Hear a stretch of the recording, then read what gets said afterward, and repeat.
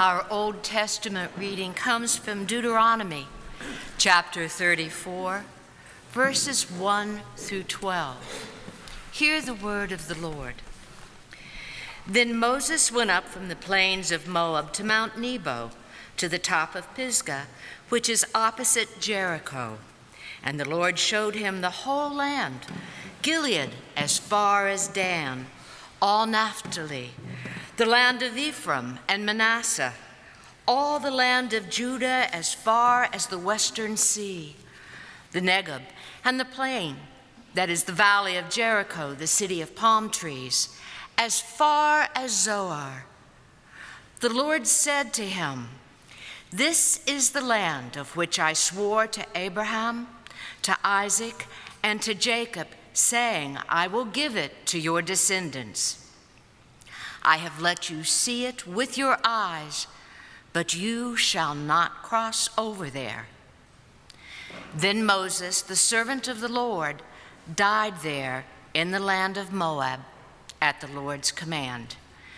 He was buried in a valley in the land of Moab, opposite Beth Peor, but no one knows his burial place to this day. Moses was 120 years old when he died.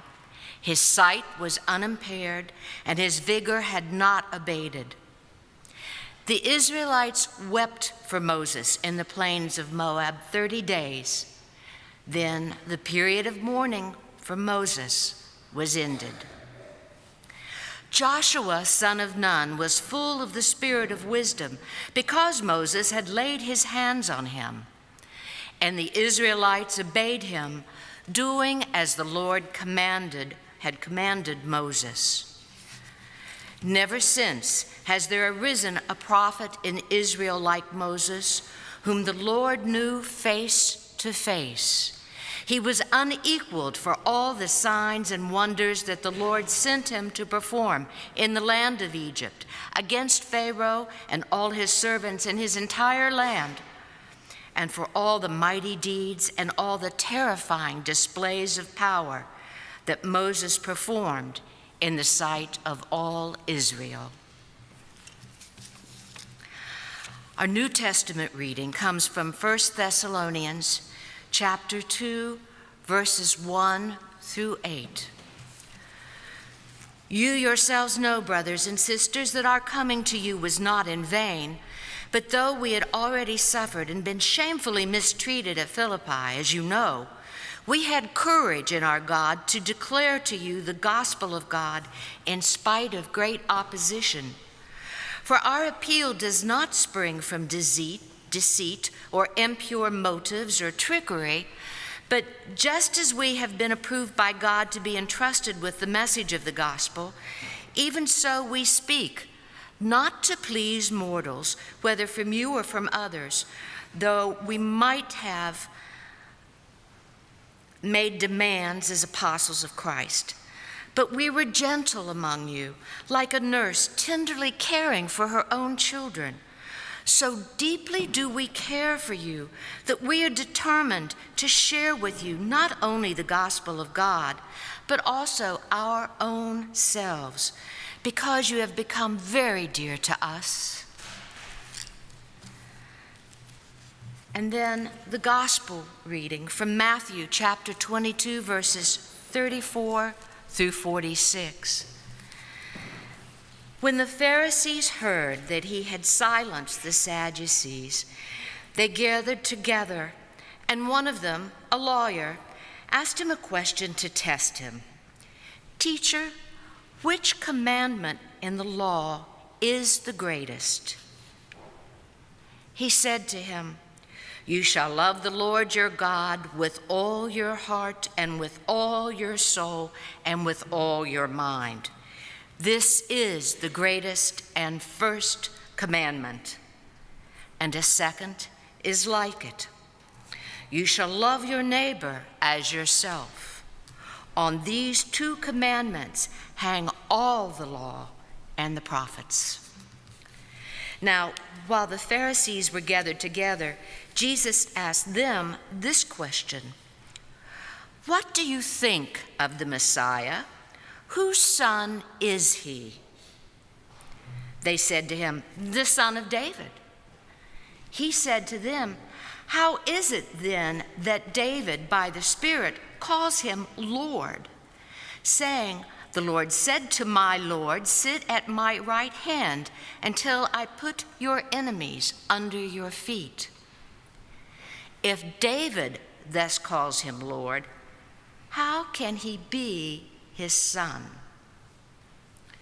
No one was able to give him an answer, nor from that day did anyone dare to ask him any more questions. The word of the Lord.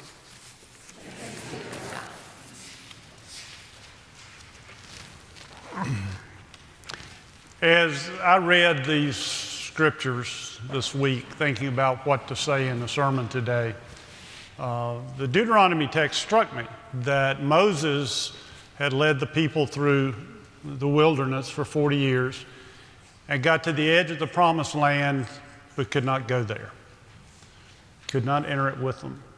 And I thought, that's kind of like what I do.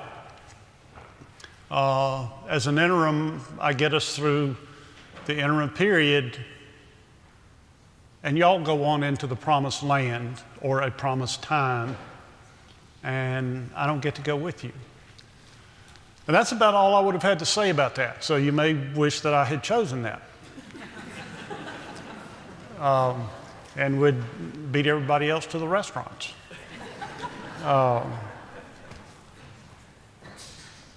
But I didn't choose that. And the sermon I decided to write goes exactly like this. The first time that I played golf at Blue Ash, I was playing with some friends from Joanne's church, the Mennonite church. And I got there before they did and was putting on my shoes and getting my clubs out of the car to get ready to play. And a few cars down in the parking lot, a young man was doing similar things before his round. And the other young man that he was playing with came up and he was smoking. And the first man started harassing his friend about smoking and, more importantly, about quitting smoking.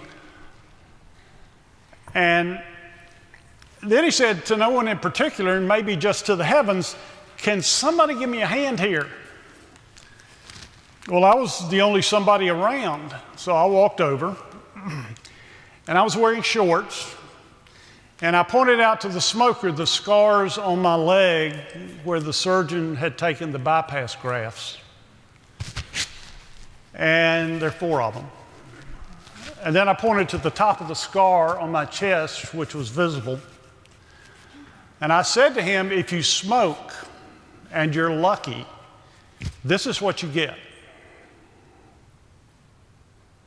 If you're not lucky, you get a funeral." I went back to my car to do what was left to do before beginning play. And as they walked by me on their way to the golf shop, I said to the smoker, "I'm a retired minister. I could give you a discount on that funeral."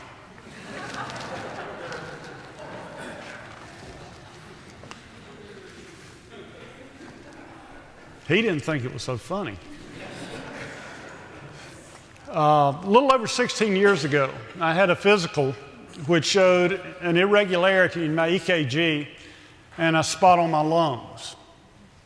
I saw the x-ray. The spot, to me, looked like a fingerprint, as if someone had touched the film. On the morning of 9/11, while planes were flying into the World Trade Center in the Pentagon and crashing in a field in Pennsylvania, I was having a CAT scan on my lungs. The scan was clear. On that Thursday, I had a stress test that showed a blockage on the backside of my heart. The following Monday, I had a heart catheterization that showed the blockages, and the next day I had bypass surgery. Since my father had 2 heart attacks, I had been expecting that someday I would have heart trouble too. That news did not surprise me. It didn't please me, but I can't claim I was surprised. And after smoking since my late teens, if the CAT scan had showed cancer, I would not have been surprised either. and it would have been too late to unsmoke those cigarettes. Frederick Buechner wrote that there are basically two kinds of laws. One, the law is the way things ought to be. And two, law is the way things are. An example of the first is no trespassing. An example of the second is the law of gravity. God's law has traditionally been spelled out in terms of category number one, a compendium of do's and don'ts. These do's and don'ts are the work of moralists, and when obeyed, serve the very useful purpose of keeping us from each other's throats. They can't make us human, but they can help keep us honest. God's law in itself, however, comes under category number two and is the work of God. It has been stated in these words, "The one who does not love remains in death." Like it or not, that's how it is. If you don't believe it, you can always put it to the test. Just the way if you don't believe the law of gravity, you can always step out of a 10-story window. When I started smoking, it seemed to me to be a category number one kind of law. There would be no consequences if Mother and Daddy didn't catch me. The older I got, the more I found out that it seems to be in category number two.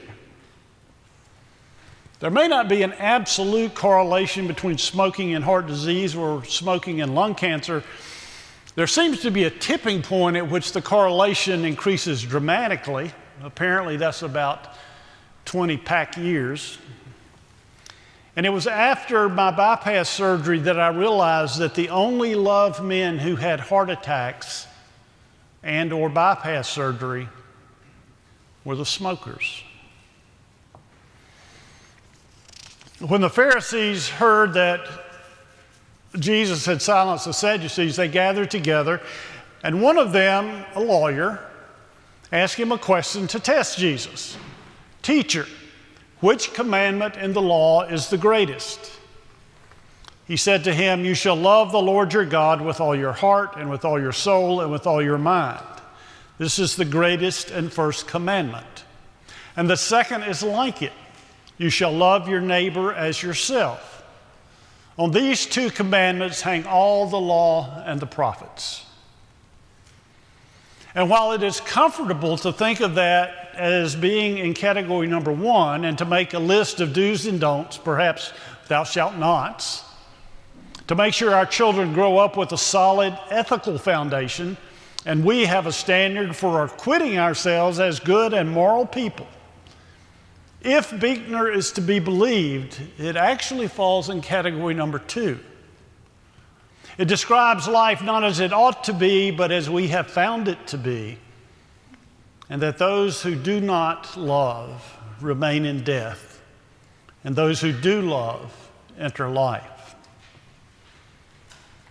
Buechner says, "It is no secret that ideas about what is right and what is wrong vary from time to time and place to place. King Solomon would not be apt to see eye to eye with a Presbyterian missionary on the subject of monogamy. For that reason, a popular notion runs, morality is all relative to the tastes of the time and not to be taken any more seriously by the enlightened than taste in food, dress, architecture, or anything else. And at a certain level, that is indisputably so. But there is another level. In order to be healthy, there are certain rules you can break only at your own peril. Eat sensibly, get enough sleep and exercise, avoid bottles marked poison, don't jump out of boats unless you can swim, and so on. In order to be happy, there are also certain rules you can break only at your own peril. Be at peace with your neighbor. Get rid of hatred and envy. Tell the truth. Avoid temptations to evil you're not strong enough to resist. Don't murder. Don't steal. And so on. Both sets of rules are as valid for a 3rd century Hottentot as for a 21st century Norwegian, for a Muslim as for a born-again Christian, for William Barber Jr. as for Jerry Falwell Jr. Both sets of rules, the moral as well as the hygienic, describe not the way people feel life ought to be, but the way they have found it to be. And it becomes even more complicated when we realize the fullness of this commandment and the implications for society and social justice. In Luke, when Jesus is questioned about the great command in the law, he explains it with the parable of the Good Samaritan. The Beatitudes in Luke say that the poor and the hungry are blessed. In Matthew's apocalyptic passage, he talks about the treatment of the sick, imprisoned, naked, and hungry. When held up against the whole context of the Gospels, the command to love our neighbor seems to identify the neighbor as anyone who needs us and commands us to love them as we love ourselves, to will for them what we would will for ourselves and work to bring it about. Of course, it's easy to get mushy and murky about it. Romantic idealism has led us to think of love as an emotion and the actions that are accompanied by the emotion. Again, Buechner explains that of all powers, love is the most powerful and the most powerless. It is the most powerful because it alone can conquer that final and most impregnable stronghold, which is the human heart. It is the most powerless because it can do nothing except by consent. To say that love is God is romantic idealism. To say that God is love is either the last straw or the ultimate truth. In the Christian sense, love is not primarily an emotion but an act of the will. When Jesus tells us to love our neighbors, he is not telling us to love them in the sense of responding to them with a warm, cozy feeling. You can as easily produce a cozy emotional feeling on demand as you can a yawn or a sneeze. On the contrary, Jesus is telling us to love our neighbors in the sense of being willing to work for their well-being, even if it means sacrificing our own well-being to that end, even if it means sometimes just leaving them alone. Thus, in Jesus' terms, we can love our neighbors without necessarily liking them. In fact, liking them may stand in the way of loving them by making us overprotective sentimentalists instead of reasonably honest friends. That does not mean that liking may not be a part of loving, only that it doesn't have to be. Sometimes liking follows on the heels of loving. It's hard to work for somebody's well-being very long without coming in the end to rather like them too. Buechner says that Jesus said that the one supreme law is that we are to love God with all our hearts, minds, souls, and our neighbors as ourselves. On these two commandments depend all the law and the prophets, is the way he put it. Meaning that all lesser laws are to be judged on the basis of that supreme law. In any given situation, the lesser law is to be obeyed if it is consistent with the law of love and superseded if it isn't. The law against working on the Sabbath is an example found in the Gospels. If it is a question of whether or not you should perform the working of healing people on the Sabbath, Jesus' answer is clear. Of course you should heal them is the answer. Obviously, healing rather than preserving your own personal piety is what the law of love would have you do. Therefore, you put the lesser law aside. The Mosaic law against murder is an example of precisely the opposite kind. In this case, far from setting the lesser law aside, you radicalize it. That is to say, if we are above all else to love our neighbors, it is not simply enough not to kill them. We must also not lose our tempers at them, insult them, and call them fools, Jesus says. A legalistic religion like the Pharisees is in some ways very appealing. All you have to do in any kind of ethical dilemma is to look it up in the book and act accordingly. Jesus, on the other hand, says that all you have to do is love God and your neighbors. And that may seem even more appealing until in dilemma after dilemma, you have to figure out just how to go about doing it. The difficulty is increased when you realize that by loving God and your neighbors, Jesus doesn't mean loving as primarily a feeling.